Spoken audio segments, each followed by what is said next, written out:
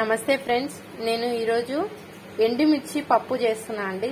అంటే మనము రొటీన్ గా పచ్చిమిరపకాయలతో చేసి బోర్ కట్టినప్పుడు ఇలా ఎండుమిర్చితో ట్రై చేస్తే పప్పు అనేది చాలా సూపర్ గా టేస్టీగా ఉంటుంది.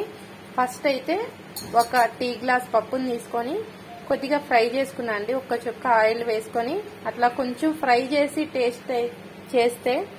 ఫ్రై చేసి తర్వాత మనము పప్పు అనేది చేస్తే ఆ టేస్ట్ అనేది ఎన్హాన్స్ అవుతుందండి, ఇంకా ఎక్కువగా ఉంటుంది. ఇప్పుడైతే ఎండుమిర్చి ఒక 10-12 ఇలా తుంచి వేసుకున్నానండి. తుంచి వేసుకోవటం వల్ల మనం పప్పు మెదుపుకునేటప్పుడు చాలా తొందరగా మెదిగిపోతుంది. నెక్స్ట్ ఇలా పసుపు వేసుకోవాలి, కొంచెం ఆయిల్ వేసుకున్నాను, ఒక ఆనియన్, కొద్దిగా జీలకర్ర, పసుపు, కొద్దిగా ధనియాలు జస్ట్ కొంచెమే అండి, వెల్లుల్లి ఒక 2-3 ఇలా వేసుకొని ఒక టమాటాని అయితే వేసుకోవాలి. ఇప్పుడు టమాటాల రేట్ అయితే చాలా ఎక్కువ ఉంది కాబట్టి ఒక టమాటానే వేసుకున్నానండి.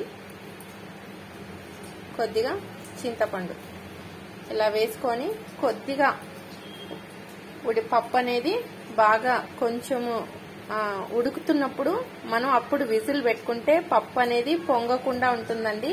మనం ఇలానే ఫస్టే విజిల్ పెట్టేస్తే పప్పు అంతా మొత్తం పొంగి స్టవ్ అంతా పాడైపోతా ఉంటుంది.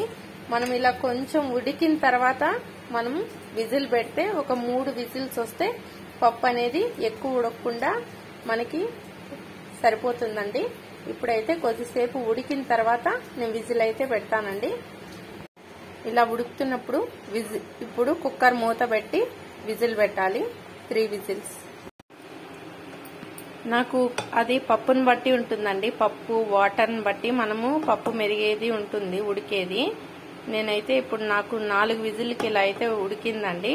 ఇప్పుడు కొద్దిగా సాల్ట్ వేసుకొని మనం బాగా మెదుపుకోవాలి. మెదుపుకున్నాక తాలింపు పెట్టాలి. ఇప్పుడు తాలింపు గింజలు కానీ ఇలా వడిం కానీ వేసుకోవచ్చండి. నా దగ్గర అయితే వడిం ఉంది కాబట్టి నేను వేస్తున్నాను.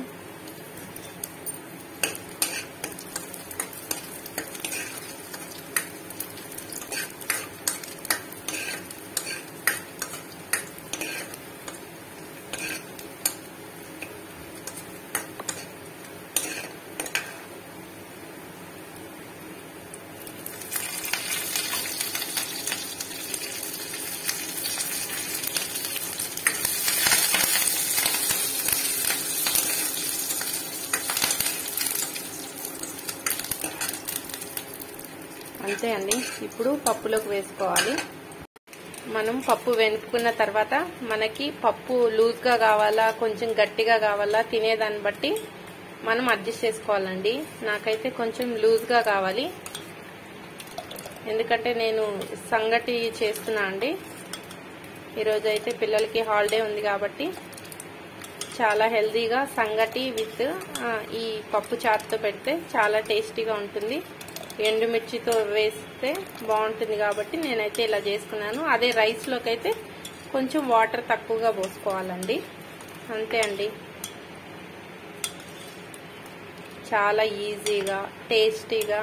దీంట్లో కొంచెం నెయ్యి వేసుకొని వేడివేడిగా మనం రైస్లోకి కానీ సంగటిలోకి కానీ ఎలా తిన్నా, మనం ఈవినింగ్ చపాతీ ఇలా ఏం చేసుకున్నా అన్నిటికీ సరిపోతుందండి.